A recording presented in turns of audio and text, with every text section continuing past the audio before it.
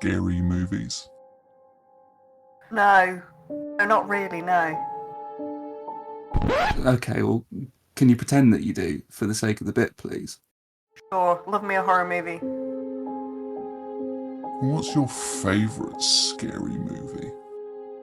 I'd have to say that one with the mad scientist that creates this neon green rubber-like substance which makes objects jump into the air. That's terrifying. So you mean Flubber, the Robin Williams family comedy? That's not scary at all. What are you talking about? It might not be scary, but its box office reception was... Oh, God, you're exhausting. Why do I even bother? Why? Oh. Are you gonna try and, kill me or something? Are you outside? No, You're outside my I'm not. window. I'm not outside your window. I'm not even in your garden. I'm not even in the same postcode. I don't even need to try and kill you anyway. One thing's already died tonight. What? Died? Comedy.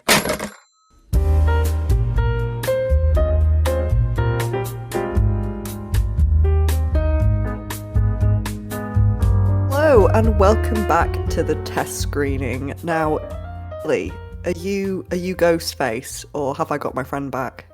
No, you have your esteemed co-host back in the room. Oh, thank the Lord. Well, I don't know if the new Scream film isn't that good. I may go on a murderous rampage. Only you would be a murderer because of a shit film. That's. Let's not talk about films, just in case you go on a murderous rampage. Let's instead talk about the Oscars. So you were covering these live on Instagram. I was watching your reactions. They gave me so much joy. So what is your overall kind of takeaway from Oscars night? What were your thoughts, your feelings? I know you felt that you had some very strong feelings. I felt your feelings in the Instagram reels. So what is the overall feeling that the Oscars kind of leaves you with this year? The overall feeling that it leaves me with this year is immense satisfaction.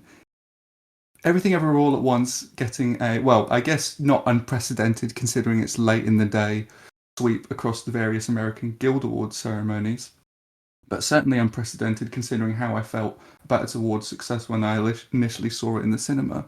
It just amazing. It gives me tremendous hope that the Academy still can recognise originality and quality, true quality, even amongst the more mainstream nominees. And also a film coming from an independent production company like A24. They won all the acting categories. That's insane, including they won screenplay and picture and director. Real incredible night for them. They've not had quite that award success since winning for Moonlight back in early 2017. And yes, God, is that how long ago that was? Yeah.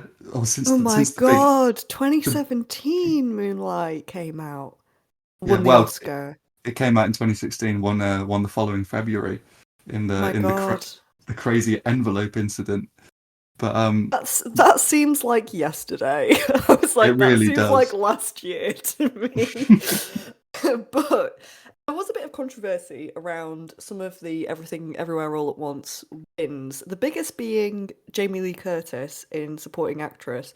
Again, no hate for Jamie Lee Curtis. I worship the ground that she treads. But what did you think? Do you think it was deserved, that award, over the nominees? So a lot of people had Angela Bassett pegged to win supporting actress for her admittedly solid and very emphatic and powerful turn, but admittedly not particularly memorable turn in Black Panther Wakanda Forever. A lot of people thought that would be a sort of a career crowning Oscar rather than one awarded on the merits of the actual performance, and I would agree with that sentiment. And I do think that same kind of sentiment is echoed with the Jamie Lee Curtis win, but I do think her performance is stronger and more nuanced and more interesting than Angela Bassett in Wakanda Forever.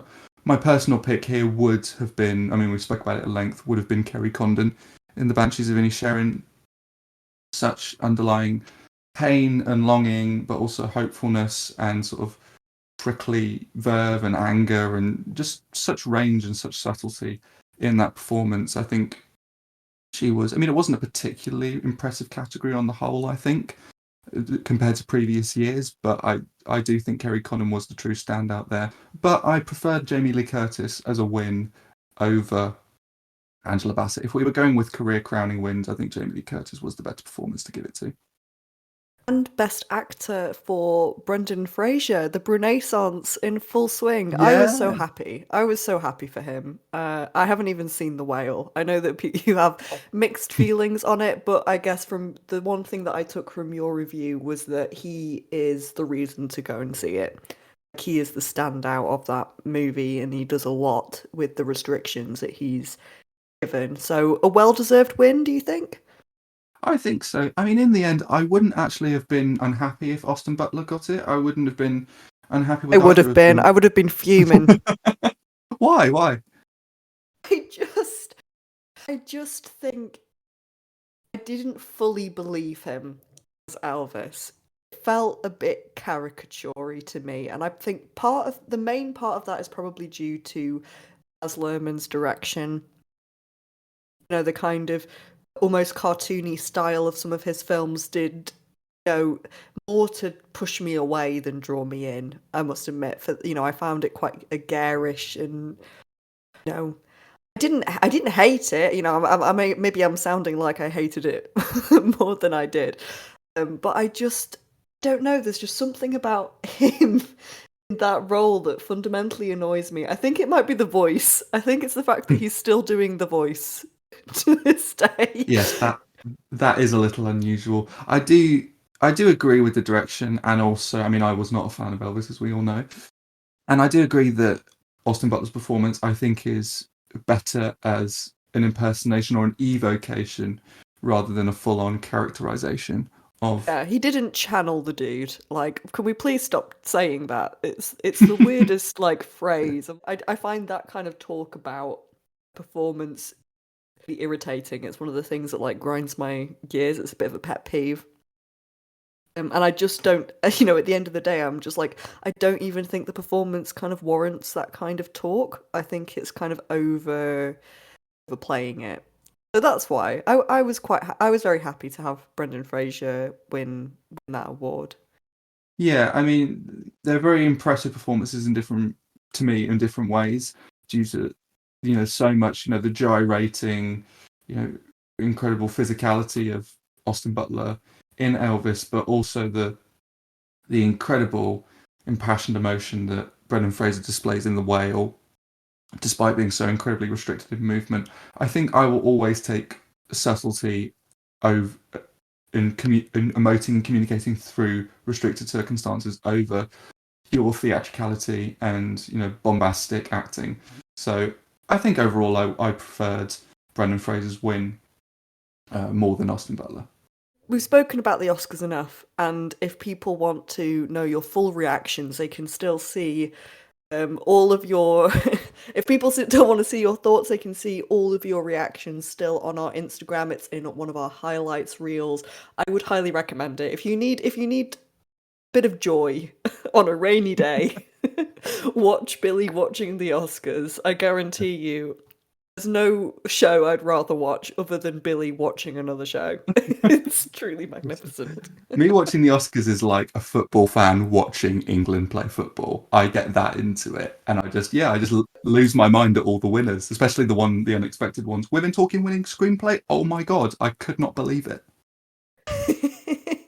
Well, it definitely put a smile on my face. So yes, please do check that out if you also want to be beaming as much as I am. Moving away from the Oscars, let's go into our first review. And might have been a subtle clue in the opening as to which film we were going to review first today. It is Scream 6. And before you go into it, I just want to check, because Scream I remember just because of all of the kids wearing ghost face masks at Halloween. There used to be that it was a big trend at one point to have that one that pumped blood around the mask. Do you remember that? Oh yeah, that's a blast from the past. You totally unlocked a core memory there. I'm fairly certain I could only remember there being 3 of these films. I think I must have blocked the other two that have come before this completely from memory because I genuinely can't recall hearing anything about them. And when you said Scream 6, I thought you'd made a mistake. Talk to me about Scream 6 and does it match up with its predecessors? Is it better than its predecessors and should people go and see it? Well, I hold a soft spot for the Scream franchise in my heart for several different reasons. Even with the varying quality of the various entries, I think there's something to be said for a mainstream horror franchise that has managed to maintain a pretty consistent semblance of quality throughout nearly 3 decades as a franchise, and has not had to rely on cheap and narratively vacuous exercises in gratuitous torture in order to do so, like, looking at you, Hostel and Saw. It does also have the novelty of its self-referential deconstructions of the horror genres and its various tropes, which have, in my opinion, never been less than wryly entertaining and always shot some glee into my inner cinematic nerdy heart. And Scream, interestingly, I remember saying this to a friend of ours.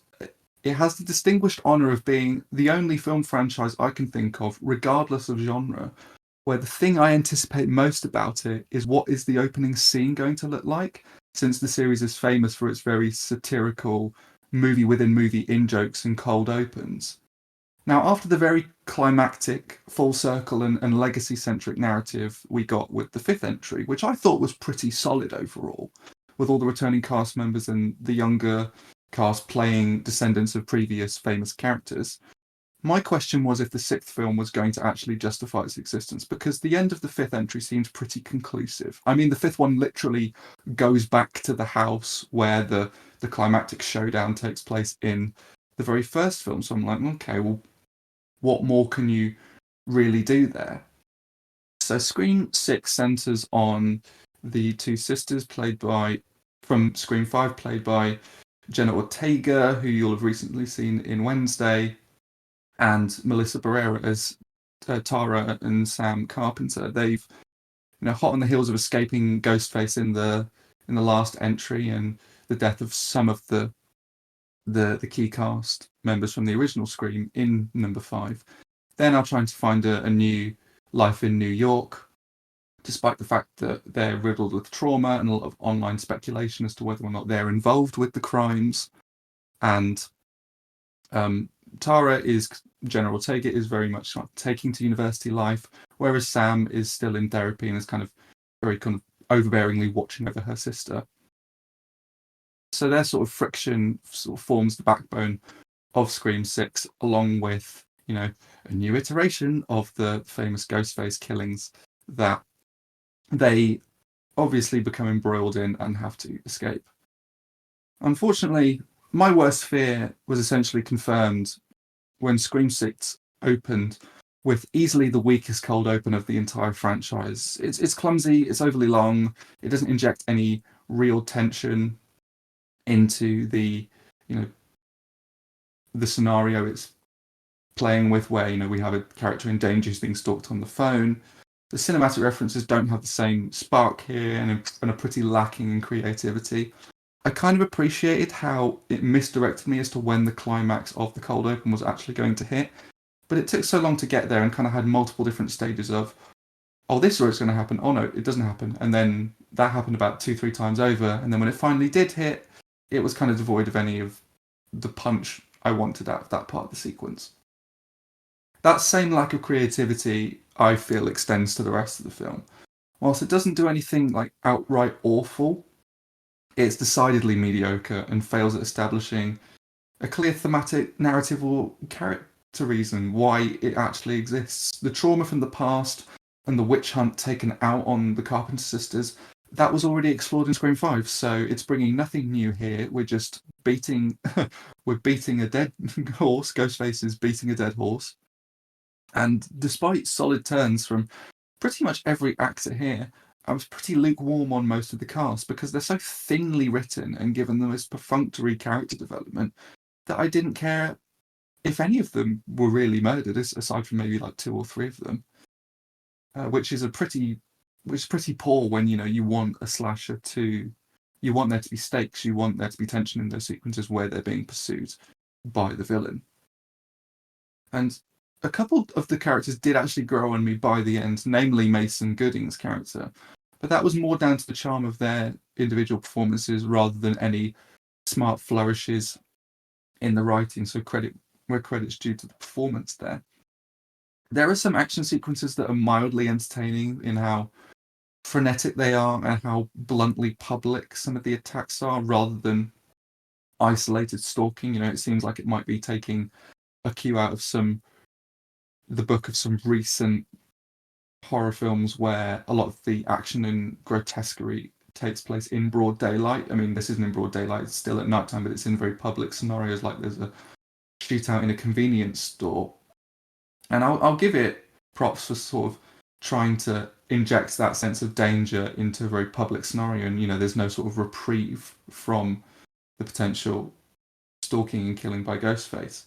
And I will also give Scream 6 props for how brutally involved the main characters get in the carnage. I can't think of a recent horror film where, the main characters do this much stabbing and fighting back. So that's kind of refreshing.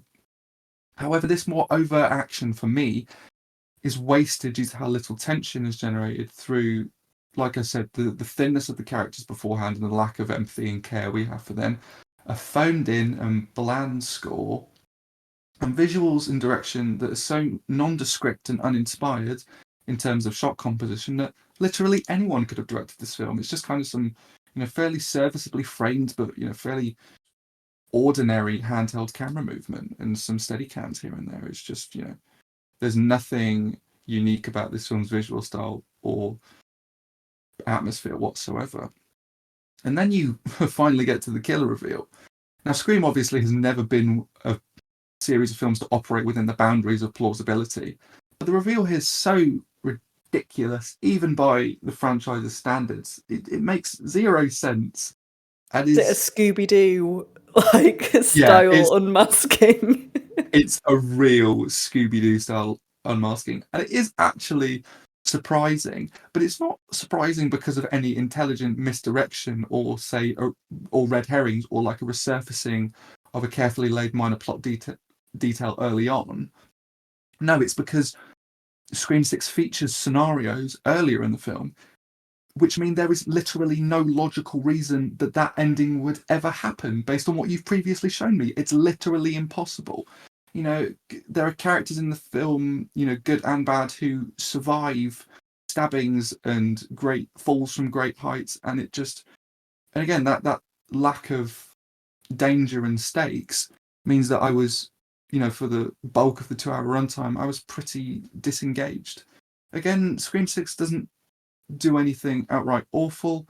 It's serviceably made and performed, but after what I felt was a satisfactory conclusion in Scream 5 that brought a lot of the characters full circle, I was pretty disappointed by this overall. It's distinctly average. I would give this a C+, straight down the middle. You won't be going as Ghostface this Halloween, then? No, I will. Maybe I will dress up as like a dead horse being beaten, because that's clearly what's going on with this franchise. That's such a specific costume. I don't even know how I would physically pull it off, but yeah. Could I be the back end of the horse? That's how we'll do it. It can be a joint costume. Yes. We'll be like one of those pantomime horses, and we'll just I don't know, put a fake knife in. It's a very weird image. We're going to move away from horror for a bit because we have quite a horror-heavy episode today. And we're going to talk about... This has got to be one of my favourite titles, I think, of a film that we've reviewed on the podcast so far, but this is Lunana, Yak in the Classroom. And I really hope that you tell me what all of those words mean together. Yes, so Lunana, a Yak in the Classroom. It's a drama from Bhutan, which is a landlocked country in Southeast Asia. It's situated specifically in the eastern Himalayas. And Lunana is an incredibly remote village, population of about 810 people within that country. And Lunana was actually it dates all the way back to 2019 when it initially did its festival runs, and it was submitted for that year's International Feature Oscar, but was disqualified. I'm not sure of the reasons why. But then at the next International Feature category, it was submitted again and was in fact nominated. It's the first film from Bhutan to do so, which is a feat in of itself and should be celebrated. That year was the year that Drive My Car won the Best Foreign Film Oscar, and also Worst Person in the World was also nominated, I believe. I thought you were talking about the actual worst person in the world, and I was trying to think about who that was then. But no, you mean the film, The Yes, Worst Person in the World, the Swedish film, which is brilliant, and anyone should check it out. But yes, Lunana was part of that nomination pack that year. But we're only just getting it in UK cinemas now, and it's currently playing at the Watershed and some other nearby cinemas too. It's a quite deliberately paced and spacious drama, and how special it was, actually, it really crept up on me over the course of the runtime. It's kind of deceptive and really quite moving, and the full breadth of that really dawned on me by the end, and I found it very affecting, and the story stayed with me for a while since. It's about a teacher. He's kind of jaded and fed up with life. He's completed 4 years of the 5 years mandatory training for the government to be a teacher, and he's grown disillusioned with the idea of being a teacher, and he wants to move to Australia and become a singer. And he is posted as part of his final year in this place, Lunana, this incredibly isolated part that's a world away from where he lives, in a completely different area of Bhutan. And he's very kind of technology centric and is used to the hustle and bustle of city life. And this is just a complete culture shock for him. And in going here for this 6 to 12 month posting to teach these kind of very impoverished and isolated children in this lone school in this, Himalayan village. And I think what's most wonderful about Lunana is that it's relating a fairly well-worn story blueprint, that being the closed-minded, jaded individual who's taken out of his comfort zone and learns to appreciate what's really important in life, and also the value of a great teacher and the life-changing benefits of a proper, valuable education. It's then presenting that archetypal narrative with some really beautiful and specific cultural details specific to where the film takes place. Lunana, the place, becomes a character in and of itself. This vast, sweeping, serene, and gorgeous landscape removes the protagonist so far from the annals of regular society that he's forced to breathe in the small joys of the village takes in everyday life and become acquainted with their rituals and their day-to-day activities. It's fascinating seeing the locals describe these activities and what they take pleasure with living in Lunana. And I love when world cinema introduces me to ways of life I have no previous connection with. The film does this with such an open heart and pure spirit that even at its most sentimental moments, it's impossible not to be enthralled by the story. And that rich sense of location and place tremendously helps with this. And there's a particularly moving speech made by a villager on the philosophy and attitude they have towards yaks and what they teach us about life. They have them in having the yaks produce dung and then letting the dung dry. They can then use them to start fires. So they serve a practical purpose in the village, but there's also a deep spiritual affiliation they have with them. And this really beautiful speech that one member of the village sort of delivers and teaches to Ugyen, the main character, was really quite exquisite, and I was taken aback by how much it touched me. And then he's given his own yak to produce dung so we can start fires, and then that yak ends up in the classroom and they play games and sing songs about him, which hence the titular yak in the classroom.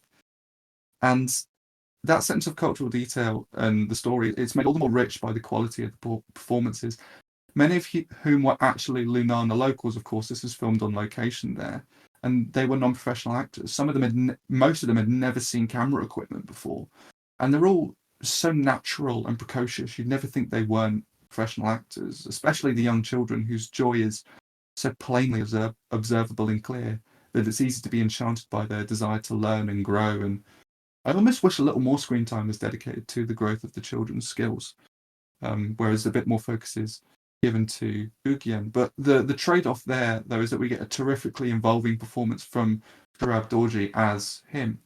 Early on, he does a great job in balancing likability and slight charm with the exhaustion, ignorance, and kind of aggravatingly obstinate way of thinking he has. But that gradual change in his loyalties and his focus in life is so well realized and skillfully played by him. His growth is so carefully and gently progressed that I found his character one of the most quietly involving protagonists I've seen in a while. Yeah, I was quite moved by this, and it's a really beautiful, unique take on a traditional and tried and tested story model, but I think pulled it off really well. And it also doesn't end in the cloying, sentimental way you expect it to. It has a very kind of realistic, but also very soulful conclusion. I like this very much. I would give it an A-, so I would recommend people seek this out. So thank you for explaining what the title is. I'm a bit obsessed with it. That is a title. It's such a great title. Why is there a yak in a classroom? No, it asks so many questions, and it sounds like a really joyous film. So definitely one to check out. Back to horror, because like I said, we've got a very horror-heavy episode today. And this is Pearl, which is the prequel. It's prequel, not sequel. Is that correct? Mm-hmm. Prequel to X. X, yeah, which was an A24 horror movie. When did X come out? I want to say it was 2021. Okay, so a couple of years ago. And 2022, actually, sorry. 22, okay, so last year. They must have gotten on this pretty quick. Yeah, because I think this was out like later the same year. Oh my god, okay, yeah, so they got on this very quick. So what did you think? I've heard a lot about this. I'm really eager to know your thoughts. So I've been excited for Pearl ever since it was announced that writer-director Ty West would be expanding the universe he originally set out in X, which was a film about a sort of ramshackle adult film crew that travelled to a very sort of secluded farm in southern rural America to make a pornographic film, and then bite off more than they can chew and are stalked by Pearl, who was played in a dual role by Mia Goth. She plays a member of the film crew and also Pearl, who inhabits this farm and ends up not taking particularly kindly to the film crew. But the performances were so wildly different, and also Pearl was encased in a lot of makeup in X that it was impossible to tell that you could watch the entire film and not know that it was Mia Goth. It was really kind of a big signal of her talent. And I went into X with actually somewhat low expectations due to the trailer not being particularly inspiring. Although the A24 affiliation gave me hope. And I was impressed by its reverence for the 1970s era of horror and its revisionist approach to that style through more modern themes of appearance versus reality, striving for a better life and changing over time. It was more thematically deep than I thought it was going to be going in. And Pearl now doubles down on those themes and delivers that great rarity, a reboot, prequel, or sequel that's actually significantly stronger than the original film. This centers on Pearl during her younger days on the farm. It's set in 1918 during the time of the Spanish influenza. It kind of has a bit of a connection with our current, pandemic situation, which kind of is a bit disquieting.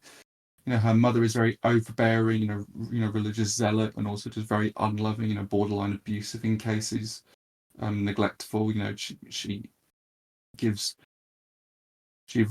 great evocation for Carrie White's mother in Brian De Palma's Carrie, in sort of how nasty and terrifying she can be. And she's caring for her paralyzed father who has contracted the Spanish influenza, and she dreams of being a star and finding her way off this farm into a better way of life. And it's really just about her internal struggle with her hopes and dreams, and the family and living situation that does everything it possibly can to stifle that.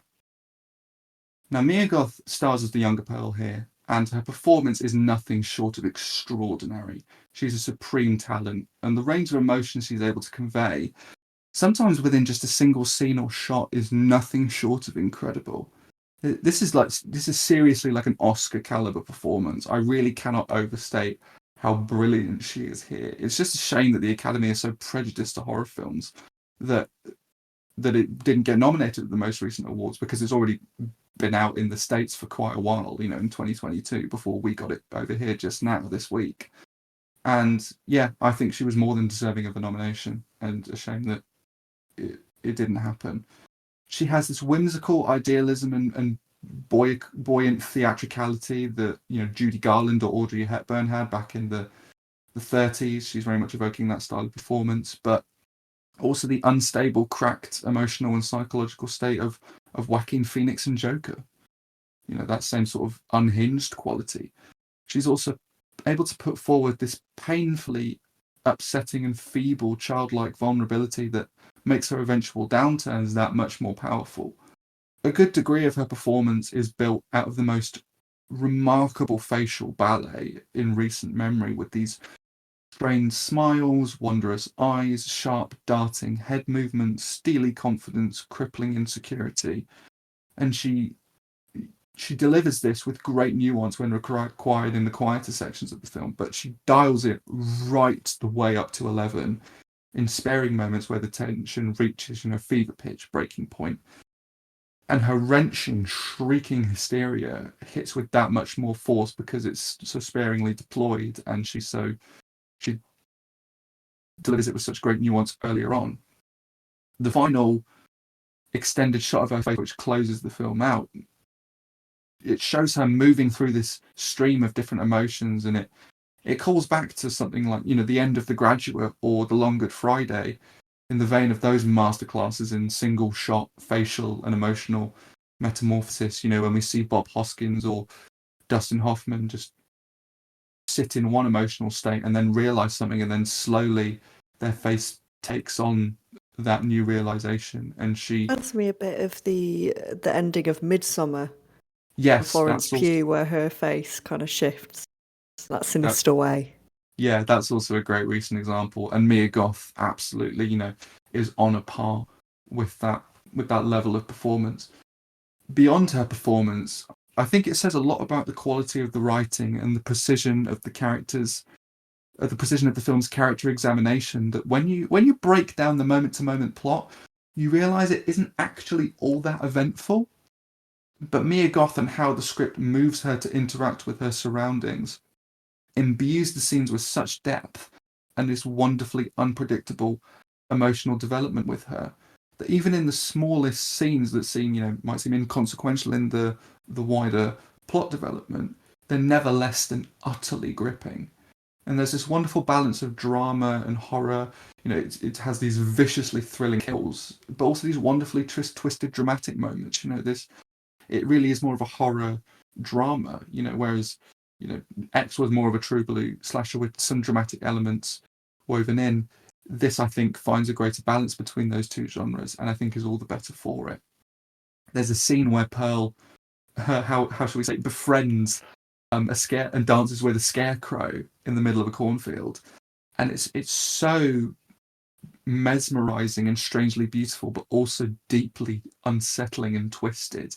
It's an excellent sequence in a film full of them. True standout for me.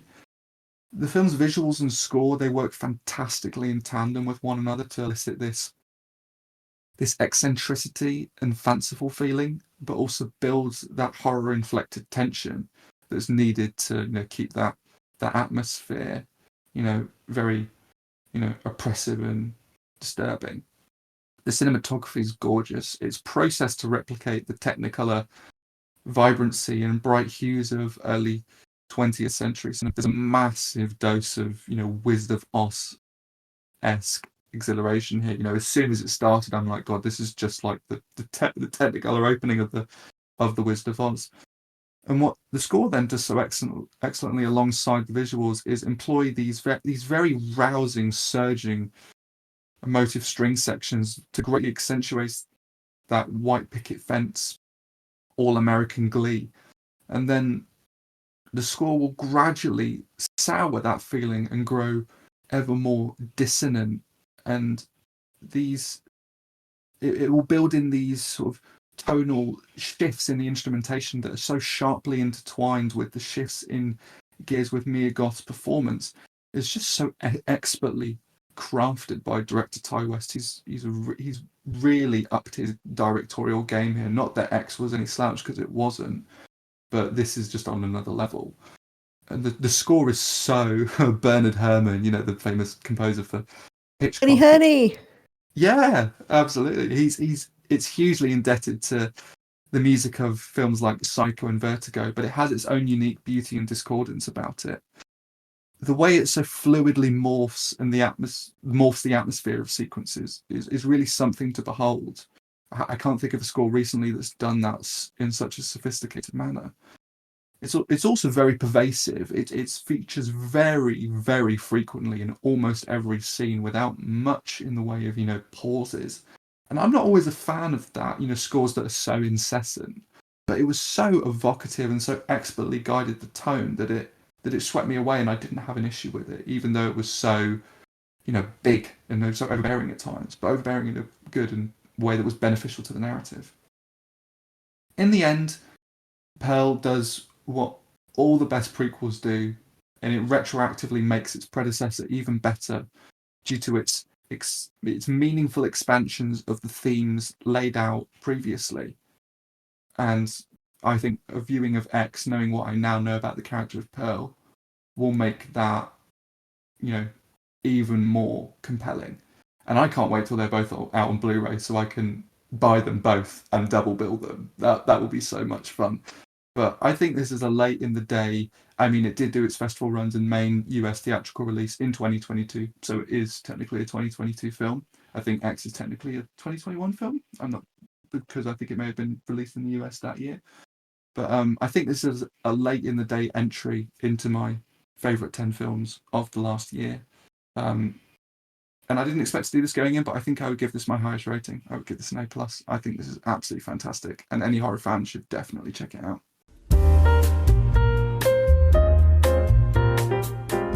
Moving on now, so we're going to talk about Causeway. So I actually know nothing about this. This is the one that I am the least knowledgeable about on our rota this week. So what is Causeway? Tell me what I need to know. So the reason I wanted to talk about Causeway is because it was, like you say, nobody really saw it. It's on very, very tiny independent drama starring Jennifer Lawrence and Brian Tyree Henry. Brian Tyree Henry was nominated for a Best Supporting Actor Oscar for Causeway. And yeah, because it had received some notoriety and attention off the back of that, I just wanted to talk about it here. And it's also available to watch on Apple TV Plus. It's on streaming currently. It's about a female soldier who returns home from Afghanistan with a very serious brain injury, and it's her it follows her attempts to reconnect and become reacquainted with the outside world, and also her the tension between wanting to go back and whether or not she should actually go back, whether or not it's safe and the right decision for her. And she builds up a quite earnest friendship with Brian Tyree Henry, who is in his own way quite traumatized and has a lot of pain beneath the surface of his quite cool exterior. Right from the outset, it's clear that Causeway is a mood-oriented, contemplated drama that favours quiet observation and moments of reflection over sizable, emphatic, emotional payoffs. It has a very stark visual style. It's got muted, desaturated grey and blue hues, static and sometimes cavernous, shadow-kissed camera angles. The general direction is very kind of pulled back, and it echoes the restrained texture of the drama. And the distance and headroom that's afforded to the spaces the protagonist occupies early on, it does a great job of conveying her isolation.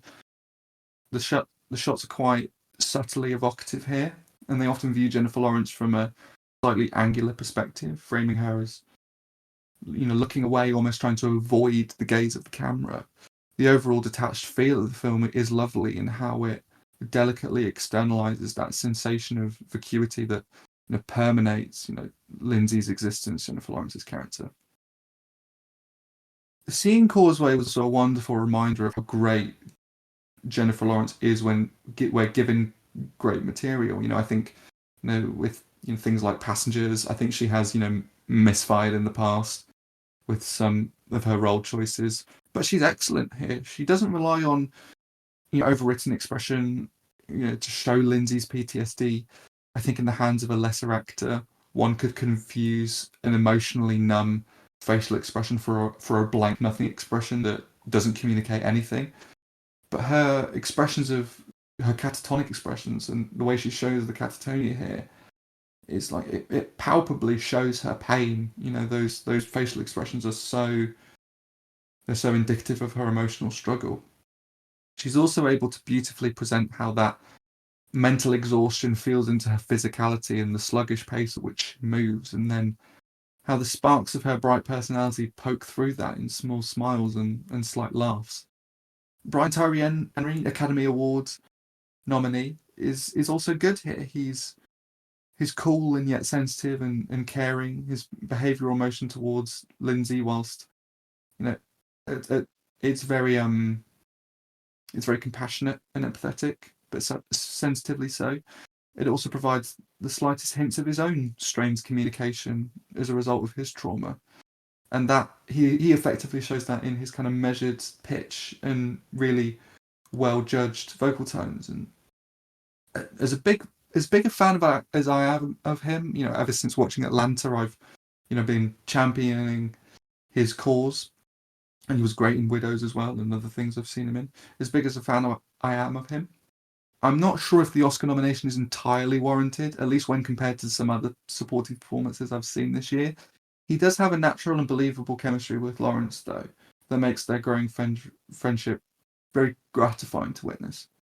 Unfortunately, that quite deliberate pace and deliberately disengaged, isolated feel to the direction that I mentioned earlier, it does lead to Causeway sometimes lapsing into feeling like a dirge at points and being a somewhat arduous viewing experience. I understand that the characters are suffocating, but increased overall dedication to emotive atmosphere and less focus by the script in delving further into the finer character details leaves the viewing experience feeling slightly dull at times. And at the end of the day, I wouldn't say that Causeway is in one ear and out the other. I do think it's very nice and very effective at what it's trying to do, but it doesn't have the same punch that some other dramas on this subject matter do.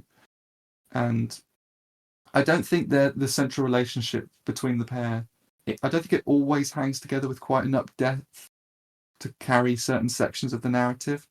There's also a couple of late in the day plot developments that I didn't completely buy due to their abruptness, which kind of hindered the closing message for me. And the ending is a tad abrupt. But at its best, it is very atmospheric, and it's tackling an important issue with sensitive character interaction that I did buy into quite a bit and enjoyed watching, even if the overall viewing experience was somewhat slight. I would give this a B. I think it's solid. I think it's worth checking out.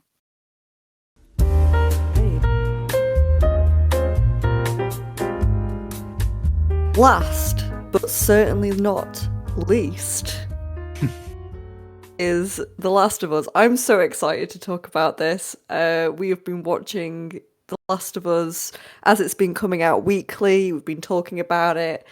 I'm a bit obsessed with this show. I just finished it literally before we started recording this podcast, so I'm buzzing. I'm ready to talk about it, as every nerd is when they've just discovered a new show. You've instantly got to talk about it so much. So I'm going to let you start off and talk about it in a kind of non-spoilery kind of way, and then I'm going to put the opening music as a little bit of a divider, and we might go into a bit more of a spoilers section later. So, Billy, what is The Last of Us? What is it about? Should we, would you recommend that others go and see it? Because, spoiler alert, I do. I recommend you go and see it. Yes, I absolutely do. I think I went into this obviously with more heightened expectations than you did, Chloe, considering the fact that The Last of Us is based upon a very beloved and very famous video game. There are two Last of Us games, Last of Us Part 1 and 2, and they're often considered two of, well, the second game is quite divisive, but the first game, which season 1 covers the entire breadth of the game, is considered by pretty uniformly across the video game community to be one of the greatest video games ever made.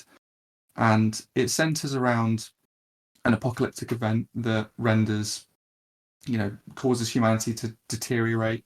We see the initial outbreak and we move to 20 years beyond that.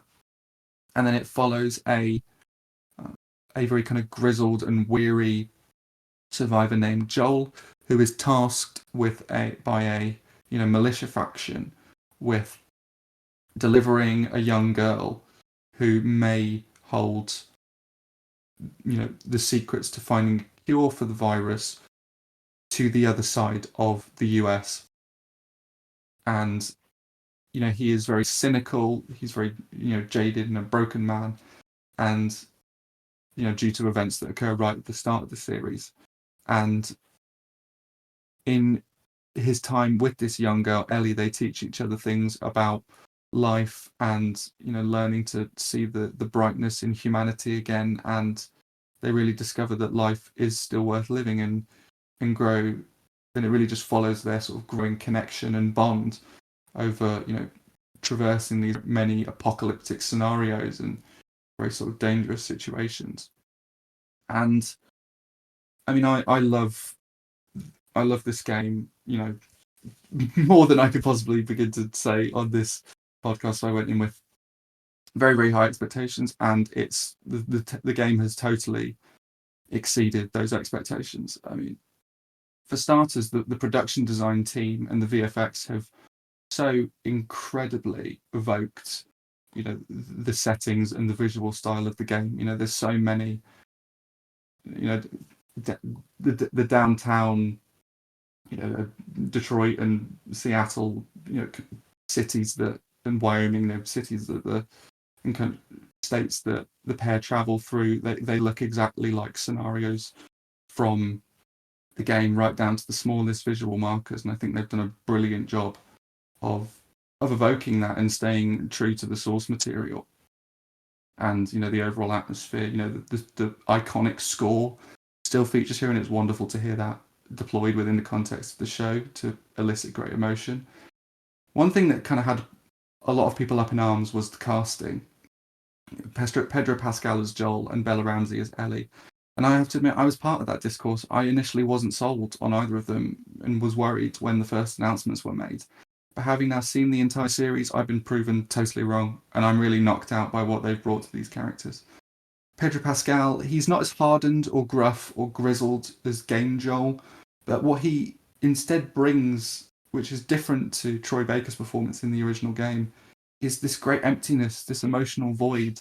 I get the sense quite a bit more with series Joel of the toll that what he's done has taken on him, and how much humanity has been slowly sucked out of him over time.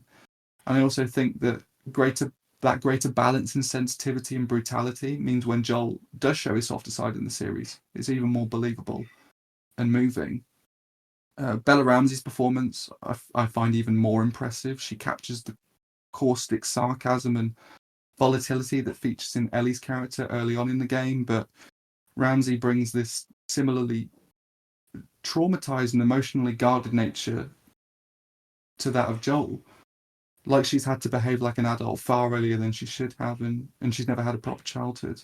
And to me, this made it feel like they had even greater chemistry as a pair here than in the game, and less than antithetical foils to each other, and more just two people naturally bouncing off one another. And the series makes a number of smart adjustments to the general structure of events and the presentation of events and expansions of the original narrative. A huge part of the game is how the animation and voice acting of your victims as you kill them. It really pounds home the suffering you are inflicting on others and the violence you're perpetrating in the game, playing as Joel and Ellie. As you injure people, they scream and writhe in pain. They call out for their friends who you've killed as well. They cry over them as they bleed to death. It's really harrowing stuff. Now, and obviously, because you're controlling Joel and Ellie, you're naturally still connected and invested in them despite the atrocities they/you commit. And because there's now the fourth wall of the TV series, the separation between, and separating viewer and character, this clearly won't work in the same way and could be a major turn-off and potentially too disturbing to be palatable for a wider audience and for us to connect to these characters in a TV setting. And we may become repulsed by what they do more than moved. And obviously in the game there's a greater need for action to keep the player engaged, which won't translate as being as entertaining on screen.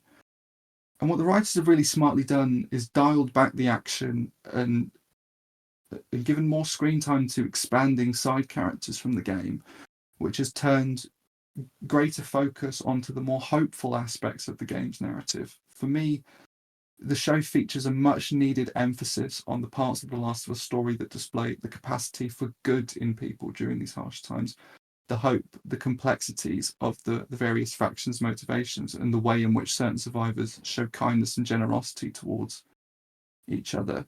And this sort of, specific stamp and different thematic slant that the show has taken, it worked beautifully. And for me, it felt like I was rediscovering this story for the first time. I mean, obviously there's sections in the show that don't feature in the game, but even sections like the 7th episode, which is in the game, the fact that that the whole episode is given to that and it's far more sensitively portrayed, it gave it more soul and a deeper heart than I think the game has, which can be quite oppressive at times.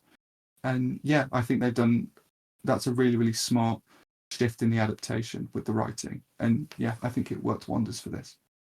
I really loved about the writing because I didn't have the context that you have coming into it. I hadn't ever played the games. I knew of the games, but I'd never played them or even seen other people play them. And when I kind of saw, the marketing for it, my mind instantly went to Walking Dead, all these other zombie films or series that we've had recently. Have kind of gone on for way too long to the point where the zombies aren't scary anymore, and all of that. I was I was a bit trepidatious about going into it, thinking it was going to be another Walking Dead. And what I was delighted to discover was that this is a show about the survivors of the apocalypse, not about the zombie apocalypse itself. And I just thought that was brilliant because it's almost like an anthology series. Each episode kind of zones in on a character or a situation. They don't necessarily lead on from each other in a linear way.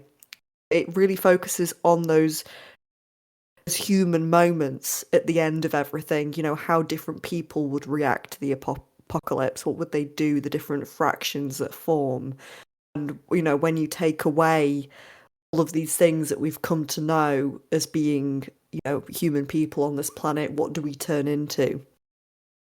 I thought from like a character perspective, this was really, really strong. And the performances that they have throughout the show, I think really hammered that home. Bella Ramsey as Ellie, fantastic. I thought she was incredible. I have no reference for the Ellie before, but I just thought from the first episode, I thought she was incredible. And I really enjoyed her performance. Also, just on a side note, the LGBT plus representation in this show is also fantastic and a really nice surprise. Because looking at it, it's not the kind of thing that I would have thought, yeah, that's going to have really good LGBT representation. It's not the kind of show that usually does well in those aspects. I think between this and Sandman, this is some of the best LGBT representation I've seen. And honestly, if it's one of the things I'm like, I wish I'd seen it. I wish it had been around when I was a little bit younger. So, there kind of spoilers, but there's a relationship in it. I can't find many other examples of it being shown like that and with characters so young. And that was just making it part of the story and part of the plot in the way that it did and not making a big thing of it. I was just like, I was obsessed. I was obsessed with it for more ways than one. Production design is great. Actual like fungus zombies themselves are freaking terrifying. And also, I just want to point out the sound design. Right, the bastards in the sound design department. that just every time there was a creak or a click, I was like, oh my god, they be a coming. And more often than not, it would be nothing, but I would be tense the whole episode because of some of the little intricacies in the sound design that would just be like a click of something, and I'd be like, they're here, and it'd be like, no, they're not. It had me so on edge. I think it's almost that alien-like alien thing of the less you show, the scarier the monster is. And there is surprisingly few zombie moments in The Last of Us. They are used really sparingly, but that makes them so much more effective because you just don't know when or if they're going to turn up and in what capacity they're going to turn up when they do. And yeah, I'm running out of words. I can blab about this for ages. I really love the show. Yeah, there's this there was that fabulous moment where I'd watched the first 2 episodes because I think they were released side by side. They were released at the same time, and of course I'm familiar with the game, so I know about the clickers, the particularly frightening variations on the infected, and they're highly dangerous within the game. They can kill you instantly. You have to be very, very careful in any section when you're facing off against them. And of course, the sound design with the clicking noises they make is incredibly unsettling, and really just sends a shiver down your spine. And you were just like, or you were texting me as you were watching the episode because I knew they turned up in the second one, and you were just like, "What, Billy? I don't like that noise. What's that clicking sound?" And then you were like, "What is that? What is that?" And I was like, "Oh, they've turned up." Yeah, it's been quite funny, I think, actually watching it and messaging someone who knows what's coming up because you're like, oh, yep, I know exactly where you are. Yep. This bit has happened. So, if you want to know more about our feelings on The Last of Us in spoiler territory, then please see the little extra episode that is tagged on Spotify and Apple Podcasts. Oh, Billy, I've just discovered something absolutely incredible. What? If you search The Last of Us on Google, a little mushroom symbol comes up. And if you press the mushroom, your Google screen will become infected. Is amazing. I'm just, yeah. I live for stuff like that. I'm really scared that if I keep pressing it, that something's going to jump out at me. Let's just see how I go. It's getting very... Oh my god, it's getting very infected. I'm scared. Billy, I'm scared. Oh my god, I'm doing it now. That's so cool. Oh my god. I love all these little Easter egg things. The cordyceps have infected my Mac. No. Right, I'm exiting out of that. That's too freaky for me. Yeah, that's a bit of a... And that's everything for this week. The Last of Us was our last review. So what have we got coming up next week? So next week we have the Best Documentary winner at the Oscars, Navalny, about the leader of the Russian opposition, who I think has received significant persecution due to his criticism of Vladimir Putin. And the documentary examines that. We also have the other Academy Award nominated documentary, A House Made of Splinters, which centers on a Ukrainian orphanage at the sort of the onset and burgeoning war in Ukraine, and how the children have been displaced because of that. We also have the literary adaptation, When the Crawdads Sing, with Daisy Edgar Jones of Normal People fame. We also have a really beautiful animated feature called Where is Anne Frank? And finally, on next week's episode, we have the Academy Award nominated performance for Best Actress from Andrea Riseborough in To Leslie, which we spoke about on our kind of news stories in a previous episode about the campaign that led to her surprise nomination, and I've since seen the film, so I will be commenting on the quality of that as well. Can't wait to hear about it. So as always, thank you for listening. Please follow us on Instagram at the Test Screening Podcast, where you'll get some great little clips and extras. I won't see you next week because we're a podcast, but We'll be back next week. Bye! Bye.